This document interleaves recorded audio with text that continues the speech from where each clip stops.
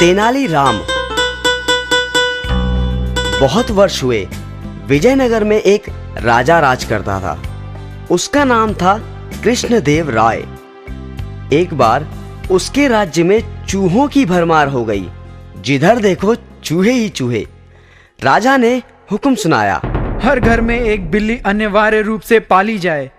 प्रत्येक घर में एक एक गाय प्रदान की जाए ताकि बिल्ली को दूध पर्याप्त मात्रा में मिल सके। तेनालीराम नाम का एक वजीर इस आज्ञा से नाखुश था। उसके अनुसार यह सारा प्रयोजन ही मूर्खतापूर्ण था। उसने एक तरकीब सोची। पहले ही दिन उसने अपनी बिल्ली के आगे खौलते हुए दूध का एक कटोरा उसके पीने के लिए रख दिया। बिल्ली ने जैसे ही उसमें मुंह डाला, उसका मुंह जल गया। उसकी आंखें बाहर निकलने को हो रही थी। वह झट से दौड़ गई। राजा को सभी और पूरी तरह बलिष्ठ बिल्लियां नजर आने लगी। वह अपनी आज्ञा से बहुत प्रसन्न था। वह घर घर जाकर खुद देखता था कि सब ठीक ठाक है या नहीं। आखिर वह तेनालीराम के घर पहुंचा। राजा को तेनालीराम के यहाँ बिल्कुल कमजोर हड्डियों का ढांचा बनी बिल्ली देखकर गहरा झटका लगा। राजा ने पूछा, क्या सारा दूध तुम खुद ही पिए जा रहे हो? महाराज, अगर आप जान बख्शें तो सब कुछ सच सच आपसे कह दूं। हाँ हाँ, तुम निर्भय होकर सब विस्तार से बताओ।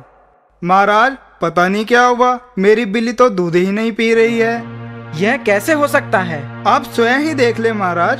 तेनालीराम ने दूध का कटोरा रखा और जैसे ही उस बेचारी बिल्ली ने दूध का कटोरा देखा, वह डर कर भाग गई। अब तो राजा को सारा मामला समझने में देर ना लगी कि तेनाली ने क्या किया था।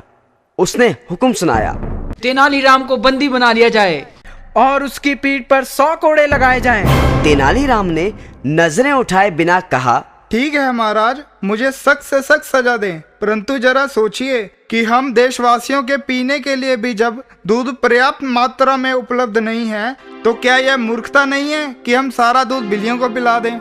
राजा को बात समझ में आ गई। उसने तेनालीराम को माफ कर दिया और अपने देशवासियों को वह गाय उनके परिवार को दूध पीने के लिए ही रखने के लिए कह दिया। बिल्लियां तो चूहे खाकर भी अपना पेट भर सकती थी। मानव की सेवा सर्वोत्तम है।